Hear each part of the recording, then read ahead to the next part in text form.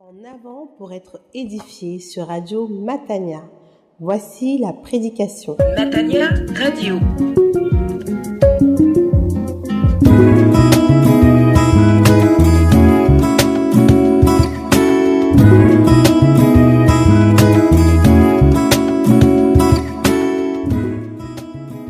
Très chers auditeurs, la prédication que j'introduis est celle du pasteur Claude Missinbadi, qui a pour titre Notre Père et pour texte de référence Jean chapitre 20 verset 17.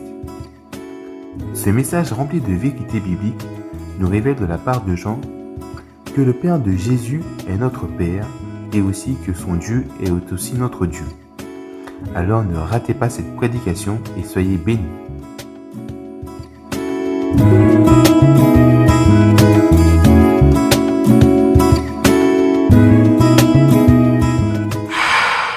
Bonjour à tous, l'heure est venue de méditer la parole de Dieu.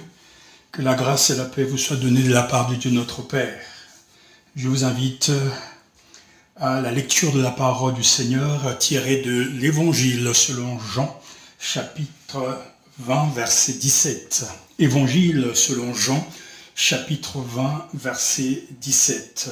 Lisons et accueillons la parole de Dieu avec joie. Jésus lui dit, il s'adresse à Marie de Magdala, « Ne me retiens pas car je ne suis pas encore monté vers mon Père. Pour toi, va trouver mes frères et dis-leur que je monte vers mon Père qui est votre Père, vers mon Dieu qui est votre Dieu. » Relisons ce passage, s'il vous plaît. Jésus lui dit, « Ne me retiens pas, car je ne suis pas encore monté vers mon Père. Pour toi, va trouver mes frères et dis-leur que je monte vers mon Père, qui est votre Père, vers mon Dieu, qui est votre Dieu. » Jean chapitre 20, verset 17. Prions le Seigneur. Dieu notre Père, Seigneur de gloire, à toi la gloire et à toi la louange, à toi la victoire, pour la puissance de ta résurrection, pour le nom qui est au-dessus de tout nom. Seigneur, sois loué de ce que tu vis au siècle et des siècles, et pour le don du Saint-Esprit que tu nous as donné par grâce. Nous te remercions pour la puissance et la richesse de ta parole, ainsi que pour l'action du Saint-Esprit qui va nous aider à comprendre ta parole. Sanctifie-nous par ta vérité. Ta parole est la vérité. Au nom de Jésus-Christ, nous t'avons ainsi prié. Amen. C'est de Dieu, de Jésus-Christ, notre Seigneur, que nous voulons accueillir cette parole. Jésus vit l'expérience d'un Dieu qui est le Père. Son divin Père prend soin des créatures les plus faibles, les plus fragiles. Il fait briller le soleil sur les méchants et sur les bons, se révèle aux tout petits. L'action de grâce de notre Seigneur Jésus-Christ au Père est très, en tout cas, connue et de fois aussi récitée lorsque il tressaille d'allégresse en rendant grâce à son Père d'avoir révélé ces choses aux plus petits. Luc chapitre 10. Le Père prend soin, en tout cas, des plus petits. Il défend les pauvres, il guérit les malades et va rechercher même les brebis égarées. Ce Père est le centre de sa vie. Jésus fera donc de la volonté de son Père sa propre nourriture. Jean chapitre 4. Ainsi, notre Seigneur, Jésus aime appeler Dieu Père. Et dans le passage que nous venons de lire, qui bien sûr entre dans un contexte où Jésus est ressuscité d'entre les morts et se montre donc à Marie de Magdala, il dit, et ces paroles puissantes, ces paroles remarquables, « Je monte vers mon Père qui est votre Père, vers mon Dieu qui est votre Dieu. Pour toi, va trouver mes frères et dis-leur que je monte vers mon Père qui est votre Père, vers mon Dieu qui est votre Dieu. » Quel est le Dieu de Jésus? lorsqu'il parle de Dieu et s'adresse à lui, Jésus use d'un seul titre, Père. Et que dit Jésus de ce Dieu Père? C'est le Père céleste qui pardonne les fautes. Écoutons ce que Jésus dit de ce Dieu Père. C'est le Père céleste qui pardonne les fautes. C'est le message qu'il nous adresse ce matin. Le Père céleste est celui qui pardonne les fautes.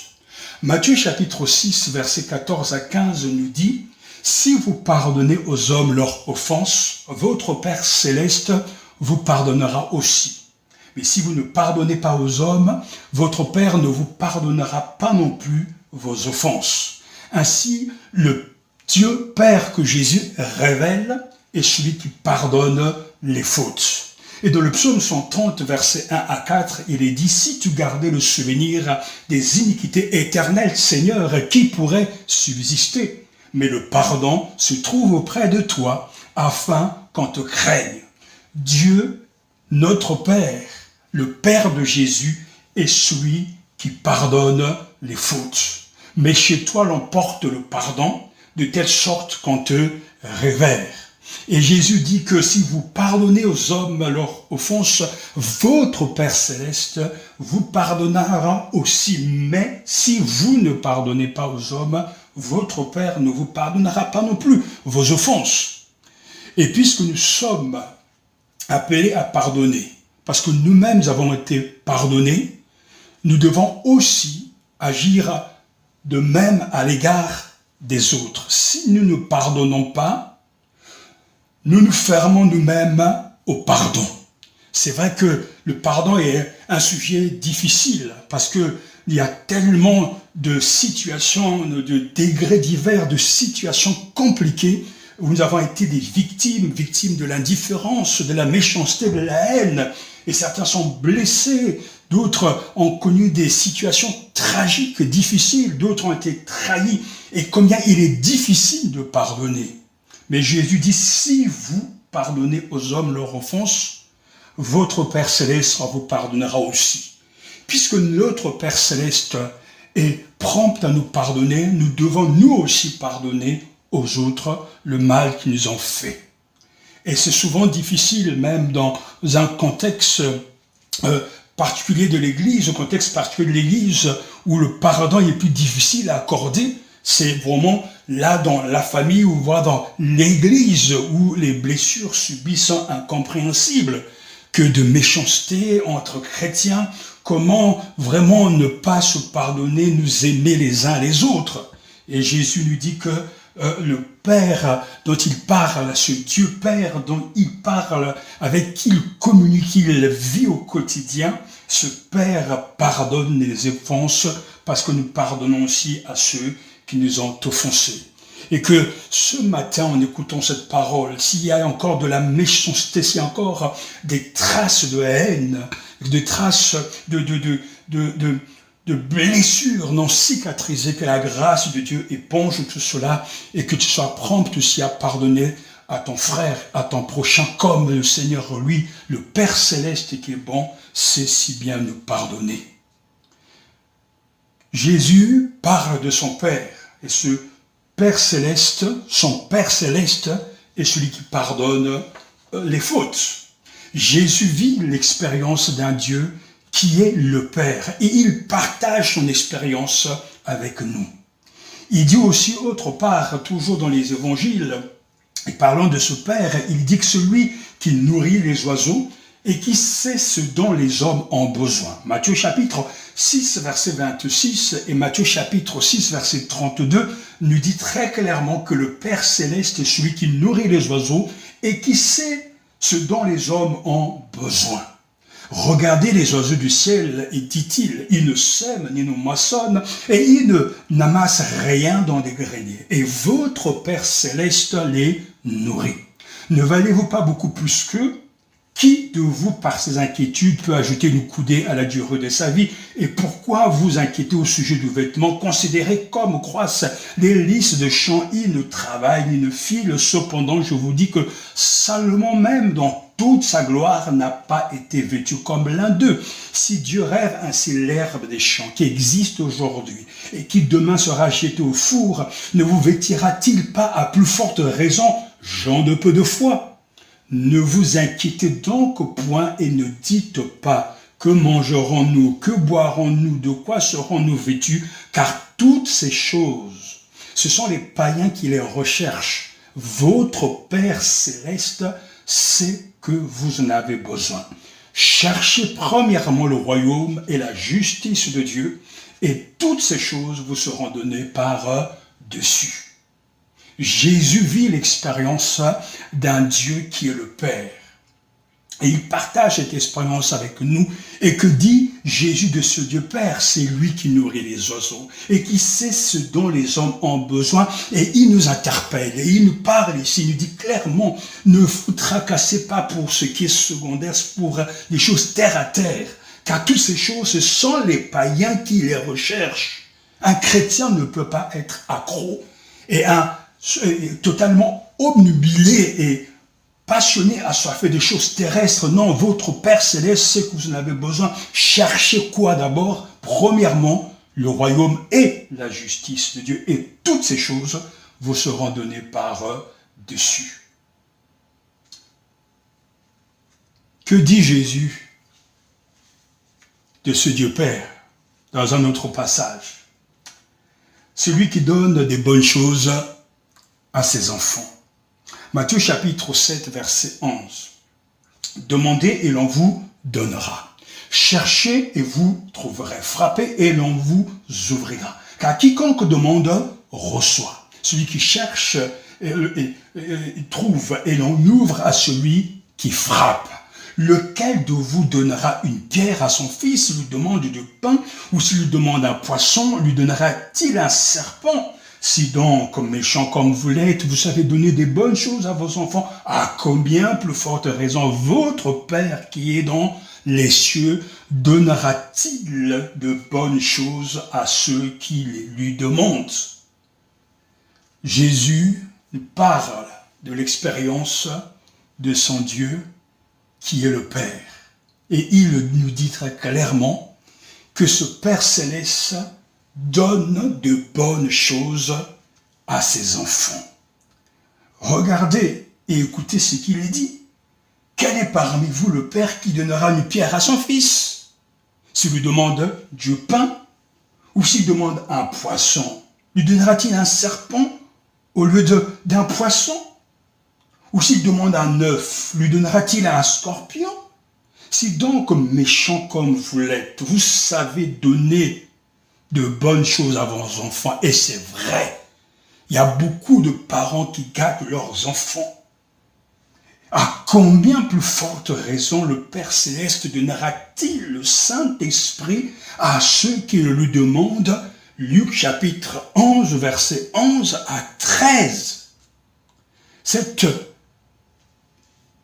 parabole, en quelque sorte, renferme à la fois une promesse et une exhortation. À ces trois aliments sont opposés le Saint-Esprit. Il est question d'une pierre, cruelle ironie. Il est question d'un serpent très dangereux. Il est question d'un scorpion plus nuisible encore. Mais qui est le père qui répondra par de tels dons à la demande de son enfant? Et cette question devient plus frappante encore. À la place d'un Père quelconque, Jésus nomme le Père Céleste. Vous qui êtes mauvais, dit-il, vous savez donner des bonnes choses à vos enfants. À combien plus forte raison le Père Céleste ne donnera-t-il pas le Saint-Esprit à ceux qui le lui demandent? Le Saint-Esprit est le plus précieux des dons de Dieu et le gage de tous les autres. Alléluia.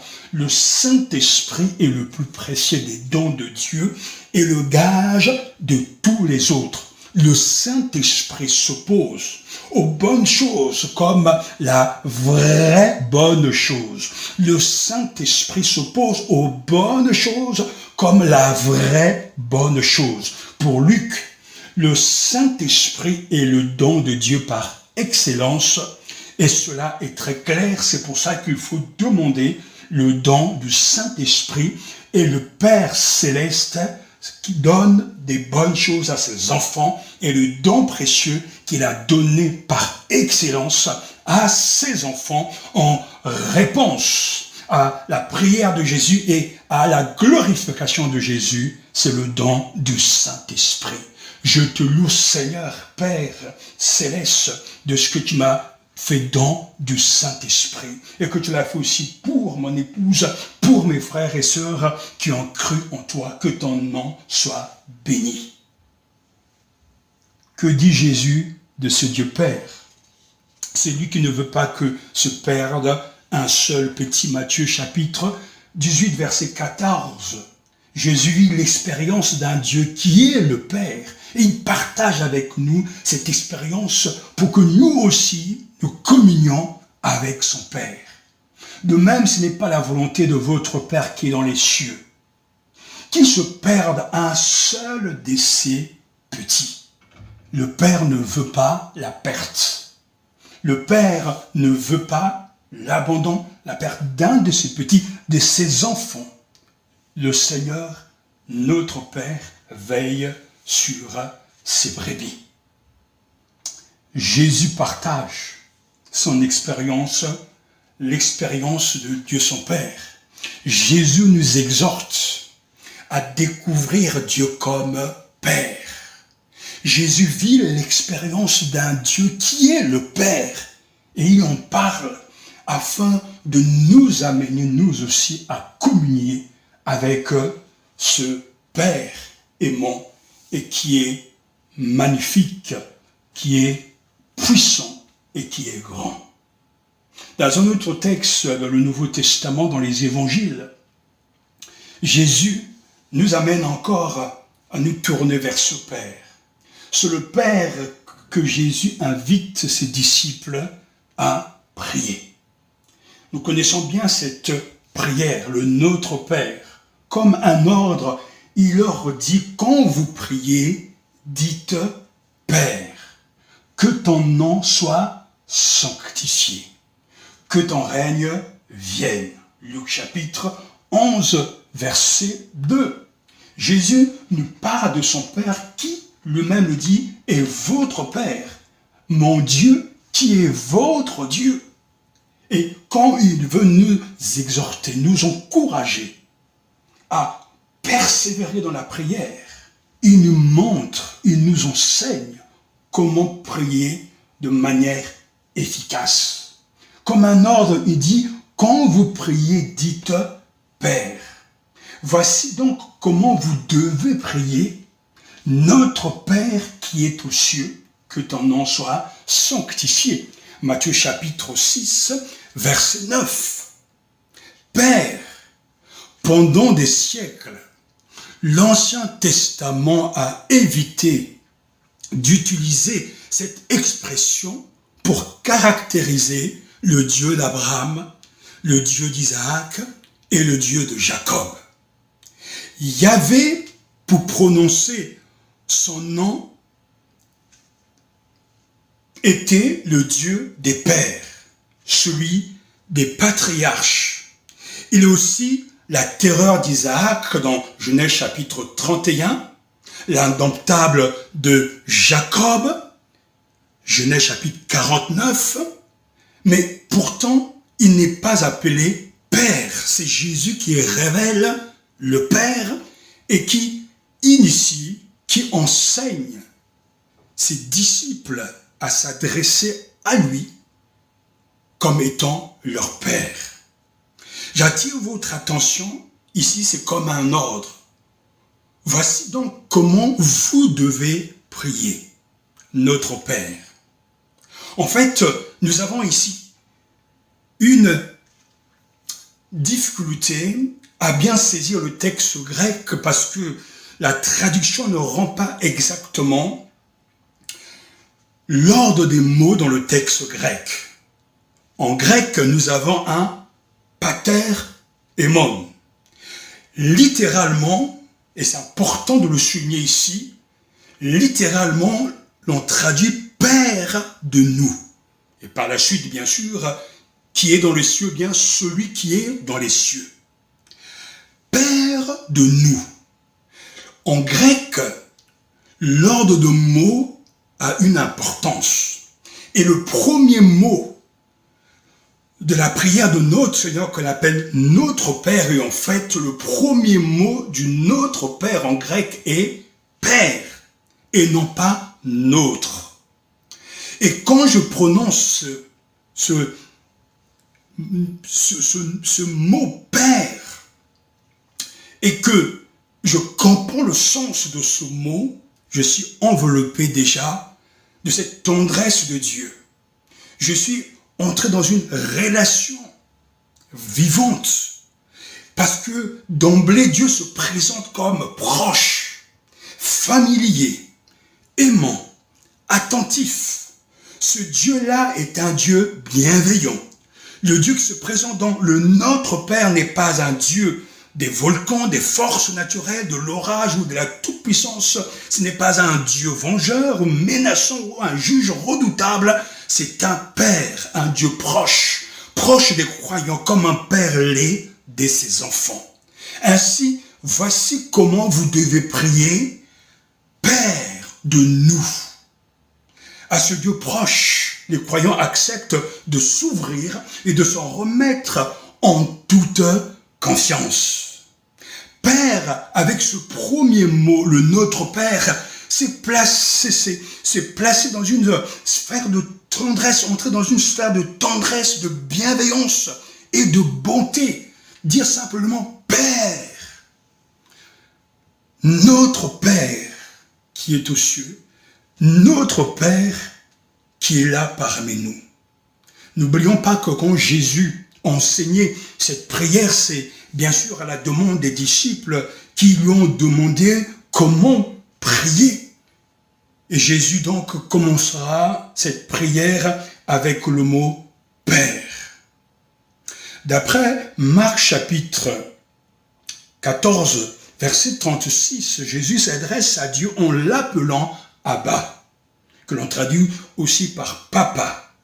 Et grâce au témoignage de Paul, nous savons que les chrétiens de la première génération faisaient de même. Ils s'adressent à Dieu en l'appelant Abba, Père. Le vocatif pater va bien sûr être aussi rendu par Abba, Père, Papa. Et Marc chapitre 14, verset 36 nous dit, il disait Abba, Père. Toutes choses te sont possibles, éloigne de moi cette coupe, toutefois non pas ce que je veux, mais ce que tu veux. Jésus passe par un moment difficile. À Gethsemane, un temps intense, un temps troublant, un temps vraiment d'épreuve. Et il s'adresse à son Père. Il disait Abba, Père, Papa, toutes choses te sont possibles. Amen. Éloigne de moi cette coupe. Toutefois, amen, non pas ce que je veux, mais ce que tu veux.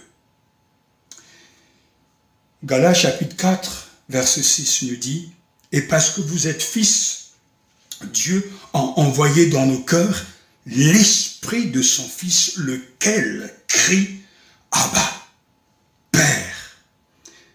Et vous n'avez point reçu un esprit de servitude pour être encore dans la crainte, mais vous avez reçu un esprit d'adoption par lequel nous crions « Abba, Père ». Romains chapitre 8, verset 15.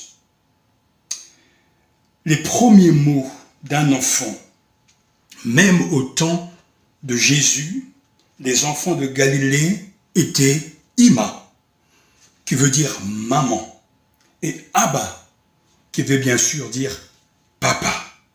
C'est ce que Jésus lui aussi a dû dire à Marie et à Joseph. Abba évoque donc la tendresse, l'intimité, la confiance du petit enfant envers son père.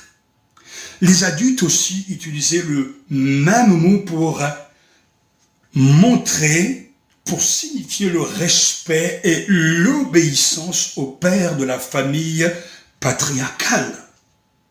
Appeler Dieu Abba indique l'affection, l'intimité et la proximité, mais aussi le respect et la soumission. Lorsque toi, chrétien, lorsque nous, enfants de Dieu, disciples de Jésus, lorsque nous nous adressons à Dieu notre Père en l'appelant Père, Pater, Papa, cela indique bien sûr l'affection, l'intimité, la proximité, mais aussi le respect et la soumission.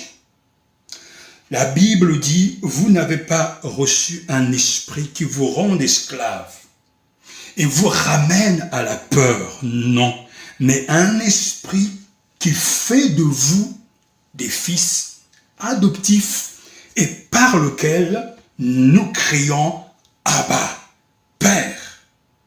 Paul tient ses propos, c'est dans l'esprit que nous pouvons dire Abba. L'esprit qui nous est donné au moment où Jésus s'en va est la présence continuelle du ressuscité au milieu de nous. L'adoption se distingue nettement des manipulations génétiques. Elle met en avant la notion de choix, d'exercice de la volonté. Dieu a voulu faire un choix, celui de faire de nous ses enfants. Et si un enfant biologique ne choisit pas sa famille de naissance, un enfant spirituel a la possibilité de choisir lui-même son père d'adoption. Cela est possible par l'Esprit Saint. Esprit du Père donné à ceux qui sont ainsi reconnus comme enfants, c'est l'esprit de famille. Oh, béni soit Dieu. Merci Père de m'avoir adopté par ta grâce. Merci Père de nous avoir adoptés par ta grâce. Dieu est-il ton Père? Es-tu enfant de Dieu?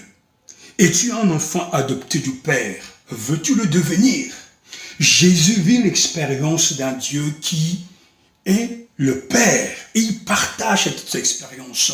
Jésus nous exhorte à découvrir Dieu comme Père parce qu'il vit dans la volonté de son Père, il se nourrit de cette volonté et Jésus nous enseigne là une des grandes leçons spirituelles pour aller plus loin avec lui. C'est le Père que Jésus invite ses disciples à prier. Quand nous prions, prions notre Père, mais pour prier la prière de notre Père, il faut être enfant de Dieu. Pour faire cette prière, le Notre Père, il faut être un enfant de Dieu. Comment devenir enfant de Dieu? La Bible dit très clairement, au commencement était la parole était avec Dieu, et la parole était Dieu. Elle était au commencement avec Dieu. Toutes choses ont été faites par elle, et rien de ce qui a été fait n'a été fait sans elle. En elle était la vie, et la vie était la lumière des hommes. La lumière, lui, dans les ténèbres, et les ténèbres ne l'ont pas reçue. Elle est venue chez les siens, et les siens ne l'ont point reçue, mais à tous ceux qui l'ont reçue, à ceux qui croient en son nom, elle a donné le pouvoir de devenir enfants de Dieu. Amen. Lesquels sont nés non du sang, ni de la volonté de la chair, ni de la volonté de l'homme, mais de Dieu. Jean chapitre 1, versets 1 à 5 et versets 11 à 13. Et la parole est d'une clarté remarquable. Pour devenir enfant de Dieu, il faut recevoir Jésus dans son cœur. Lui qui est la lumière du monde, et la lumière est venue dans le monde. Et cette lumière, c'est Jésus. La véritable lumière. Et il est allé vers les siens, mais les siens ne l'ont point reçu. Le Christ a été rejeté des siens, mais à tous ceux qui l'ont reçu, c'est-à-dire qui l'ont invité dans leur cœur et qui l'ont reçu comme la lumière véritable, comme le Seigneur et le Sauveur de tous les hommes, à ceux qui croient en son nom, qu'il est réellement le Fils de Dieu, qu'il est réellement le Dieu vivant et vrai. Le Christ a donné le pouvoir de devenir enfant de Dieu.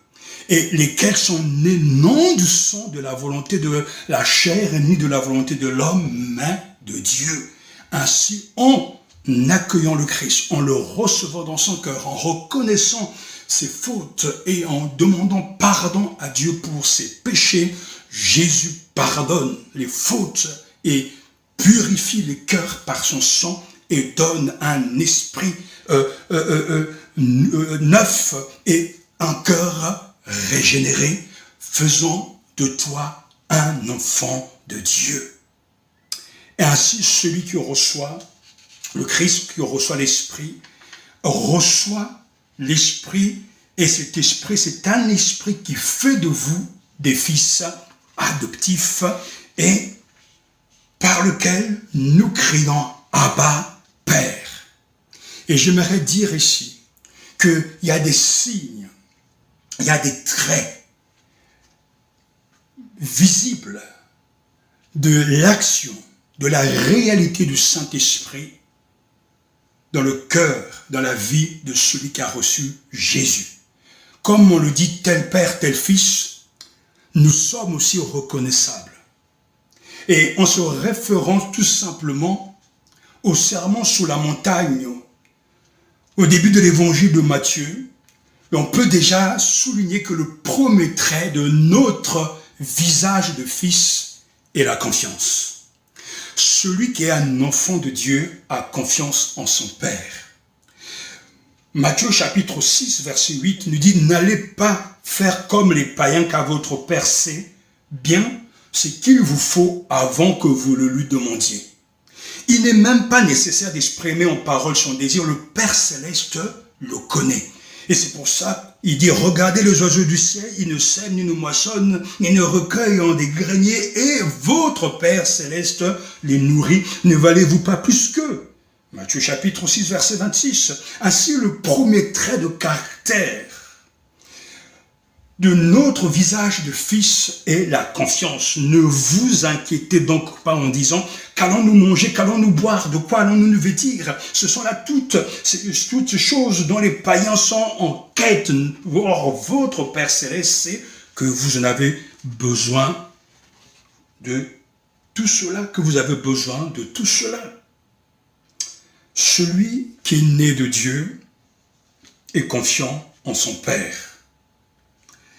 Il a cette attitude de confiance, il est serein, parce qu'il peut tout demander et il peut tout dire à son Père Céleste. Il sait ce dont tu as besoin. Et il nous dit, Abba, arrière de nous, tout ce qui est terrestre, humain, nous devons rejeter l'inquiétude, nous devons rechercher d'abord le royaume de Dieu. Aujourd'hui, quand la confiance en Dieu est là, l'on marche avec foi, avec conviction. On sert le Seigneur dans sa maison avec confiance. On peut donner dîmes, offrandes. On peut contribuer au royaume des cieux, à l'avancement du royaume des cieux avec confiance, parce que notre Père sait ce dont nous avons besoin. Nous n'avons pas à nous inquiéter quand nous sommes en train de faire la volonté de Dieu, en évangélisant, en priant pour les âmes perdues, lorsque nous prions pour la nation, parce que c'est avec confiance que nous prions et que nous faisons confiance à Dieu pour les besoins au quotidien. Le chrétien né de Dieu, il a confiance en son Père, parce que c'est son Père. C'est le premier trait de notre visage de fils. C'est là d'abord la confiance. As-tu confiance réellement en Dieu?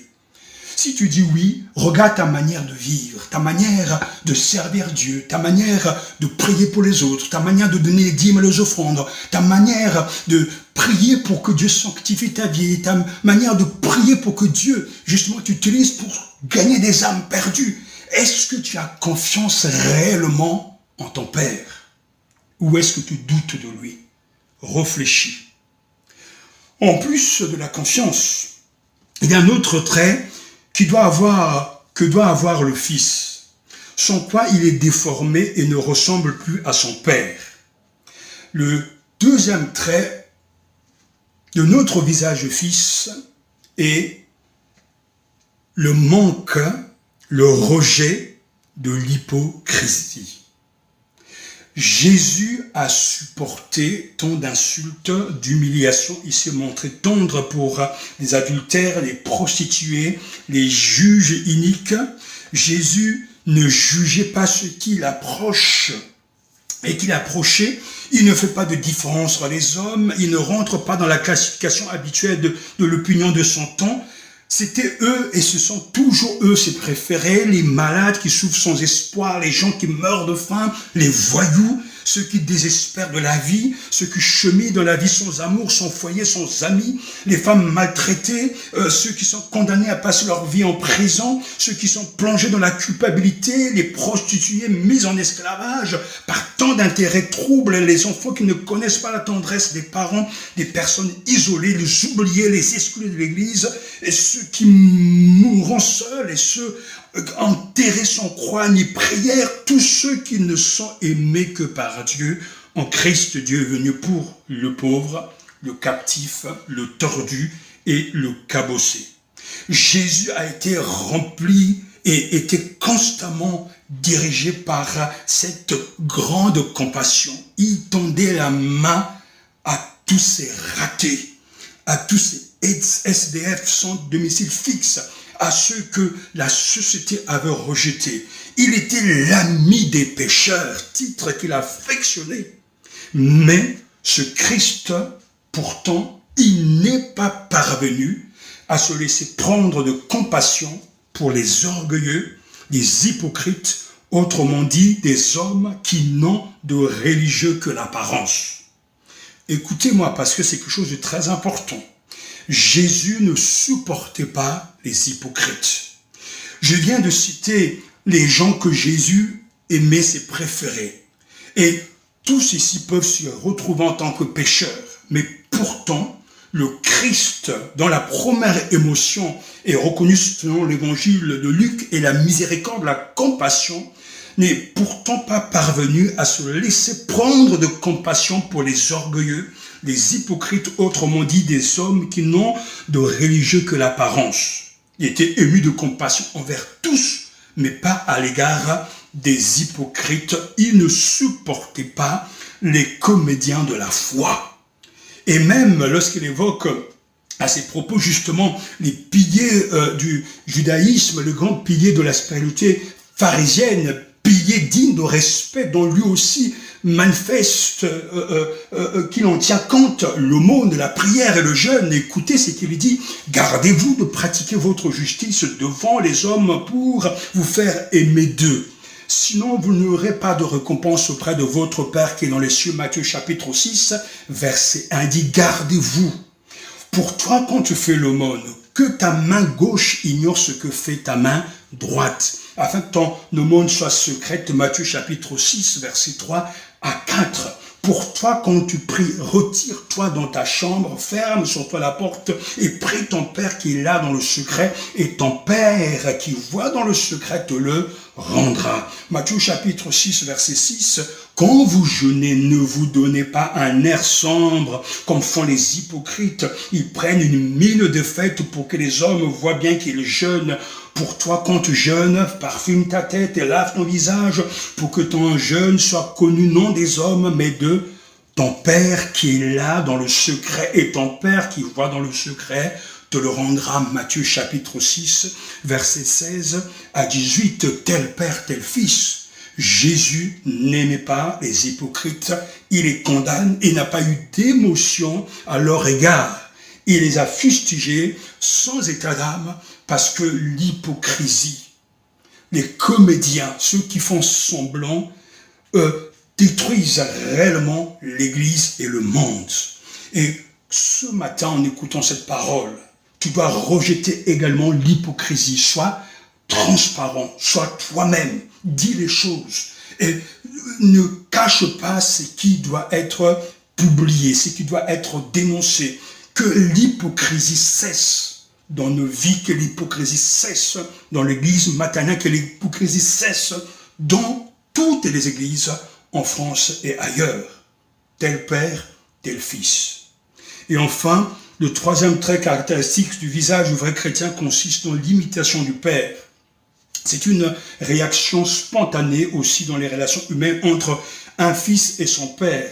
Une caractéristique de la vie, l'enfant cherche tout naturellement à imiter son père. Hélas, pas seulement dans ce qu'il fait de bien, mais dans le mal aussi. Le Père demeure pour lui le grand modèle. Et Jésus dit, vous donc, vous serez parfaits, comme votre Père Céleste est parfait. Matthieu chapitre 5, verset 48, en Luc, dans la péricope parallèle, nous avons « Montrez-vous compatissant comme votre Père est compatissant ». Luc chapitre 6, verset 36. De quelle perfection s'agit-il? Ne nous trompons pas, frères et sœurs, la Bible nous met en garde contre l'illusion du perfectionnisme. Si nous disons que nous n'avons pas de péché, nous nous séduisons nous-mêmes, nous nous trompons en fait, et la vérité n'est point en nous. 1 Jean chapitre 1, verset 8. Mais dans le contexte du sermon, il n'est nullement question d'atteindre un degré d'impeccabilité. Mais il y a un principe très clair ici, ce principe de la perfection, par lequel le chrétien doit être comme Dieu lui-même. On le voit tout particulièrement dans l'amour. En Matthieu chapitre 5, verset 45, Jésus fait de l'amour pour les ennemis le signe que nous sommes des fils. La perfection de l'amour qui fait du bien à ceux qui font mal, qui supporte et bénit jusqu'aux persécuteurs. Mais moi je vous dis, aimez vos ennemis, bénissez ceux qui vous maudissent, faites du bien à ceux qui vous haïssent et priez pour ceux qui vous maltraitent et qui vous persécutent, afin que, vous entendez, afin que vous soyez fils de votre Père qui est dans les cieux, car il fait lever son soleil sur les méchants et sur les bons, et il fait pleuvoir sur les justes et sur les injustes, afin de devenir fils de votre Père qui est aux cieux. Le véritable fils de Dieu est celui qui pardonne, qui aime ses ennemis. Il y a ici comme en transparence la révélation de la vraie filiation. Car quand on aime, on révèle l'amour de Dieu. Relisons ce que Matthieu dit sur le pardon. Oui, si vous remettez aux hommes leurs manquements, dans notre version, votre Père Céleste vous remettra aussi. Mais si vous ne remettez pas aux hommes, votre Père non plus ne vous remettra pas vos manquements. Il est question bien sûr ici de ce langage que l'on utilise en comptabilité, être bien sûr endetté. Lorsque nous péchons, nous avons des dettes et tant qu'on n'a pas réglé nos dettes, nous sommes coupables vis-à-vis de Dieu. Mais le Père nous dit très clairement, si vous remettez aux hommes leurs manquements, et je suis convaincu qu'il y en a dans les vies de tous les croyants, ces manquements, le mal qu'on nous a fait, et on le rumine, on le repasse, et le pardon ne s'exerce jamais. L'on pense avoir pardonné, mais en fait, en réalité, c'est pas vrai. Mais le Père nous dit, votre Père Céleste vous remettra aussi, si vous remettez aux hommes leurs manquements, mais si vous ne remettez pas aux hommes, votre Père non plus ne vous remettra pas vos manquements. Ainsi, nous avons là, frères et sœurs, les trois traits caractéristiques d'un vrai enfant de Dieu. La confiance en son Père. Il n'est pas hypocrite et il aime. Et quand Jésus nous enseigne, notre Père dit « Père de nous ». Avec l'accueil d'un Père, d'emblée, nous n'étions plus seuls.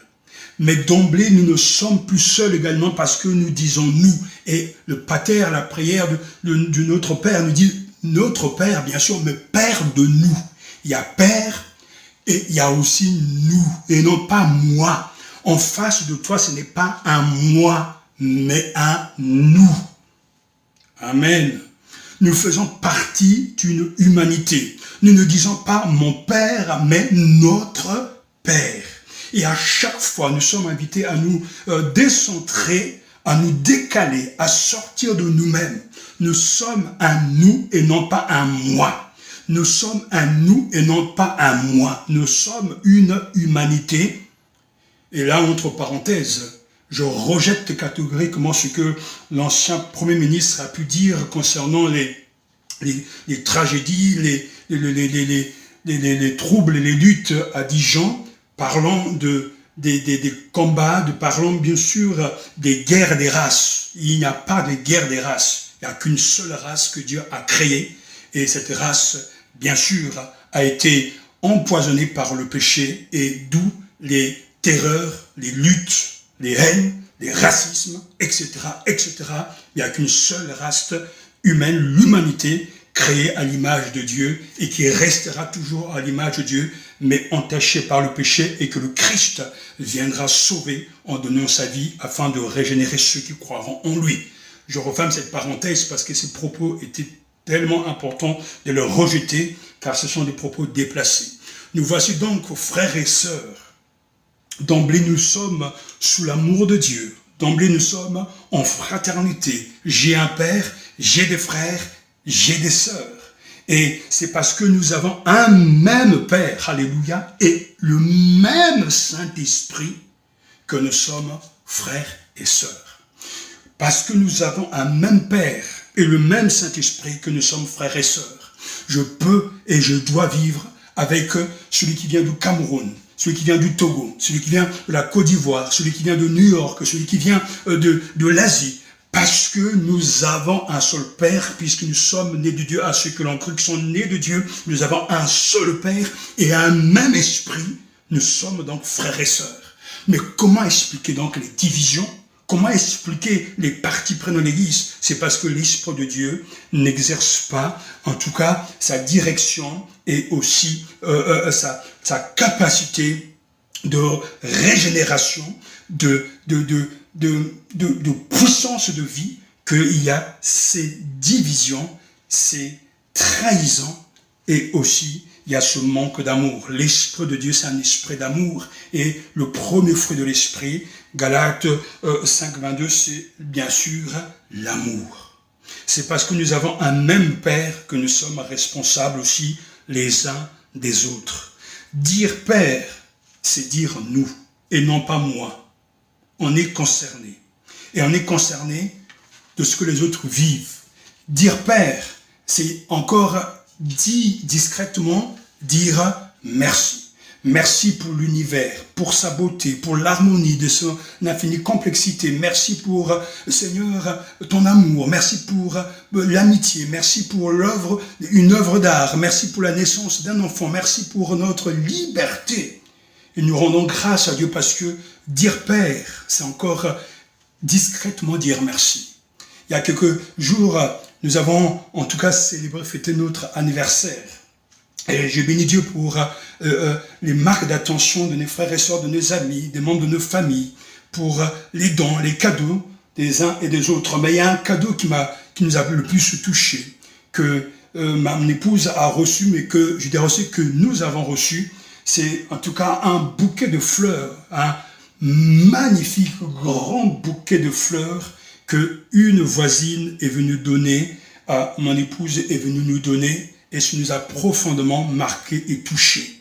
Parce que cette voisine, cette famille française, dans un climat où on parle de racisme, cette famille a vraiment pris le temps de choisir des fleurs remarquables, un bouquet remarquable pour venir témoigner de leur affection, de leur amitié.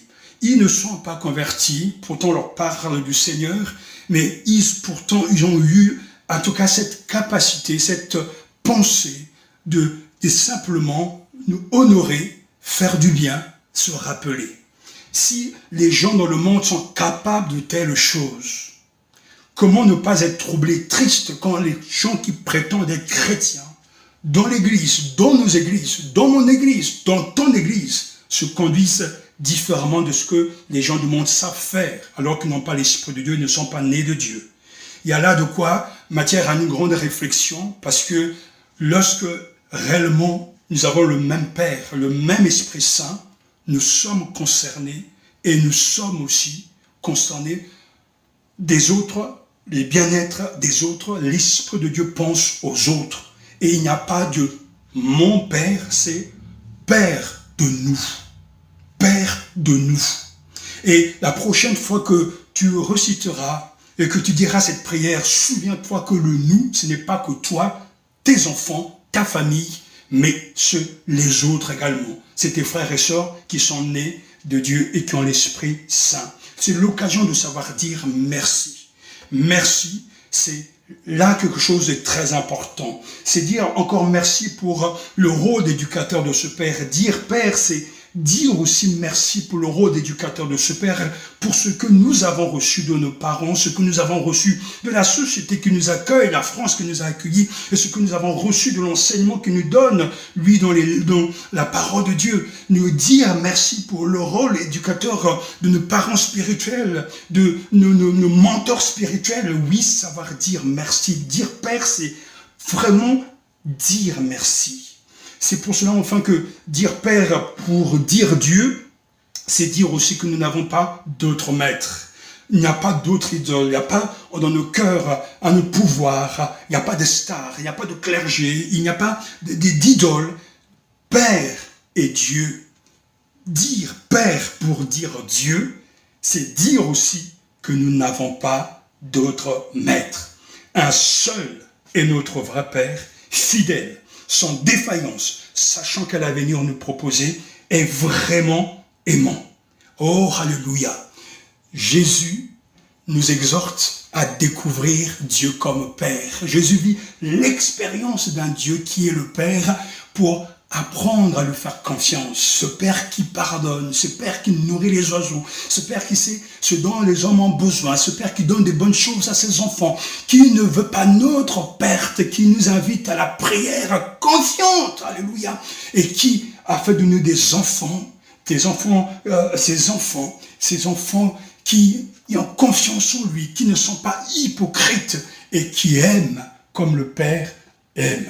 Alors, que dire, sinon terminer avec ces paroles qui ont toujours rempli mon cœur et ma bouche. En ce temps-là, Jésus prit la parole et dit, « Je te loue, Père, Seigneur du ciel et de la terre, d'avoir caché cela aux sages, aux intelligents, et de l'avoir révélé aux tout petits. Oui, Père, c'est ainsi que tu en as disposé dans ta bienveillance. » En ce temps-là, Jésus prit la parole et dit, et je me dis, oui, maintenant aussi, moi, je prends la parole au nom du Seigneur. Et je dis, je te le Père, Seigneur du ciel et de la terre, d'avoir caché cela aux sages, aux intelligents, et de l'avoir révélé aux tout petits, de me l'avoir révélé. Oui, Père, c'est ainsi que tu en as disposé dans ta bienveillance. À toi seul soit toute la gloire. Et je vous invite, frères et sœurs, à prier ensemble de notre Père comme tu l'as appris, en commençant, Père de nous, que ton nom soit sanctifié, que ton règne vienne, que ta volonté soit faite sur la terre comme au ciel. Continue et crois, Père de nous, que ta volonté soit faite, que Dieu vous fortifie et que la tendresse de Dieu vous entoure, ainsi que son amitié, que le Père se révèle plus profondément et qu'il soit une réalité pour toi, comme Jésus pouvait le dire, je monte vers mon Père, qui est votre Père, vers mon Dieu, qui est votre Dieu. À Dieu seul soit toute la gloire. Amen.